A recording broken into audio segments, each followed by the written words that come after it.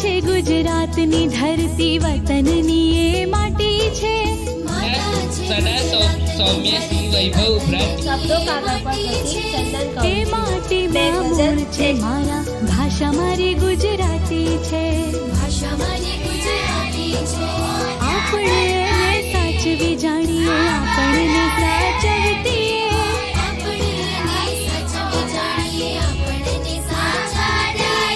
ધૂળ નથી છે કુળ આપણું, ભાષા મારી ગુજરાતી છે.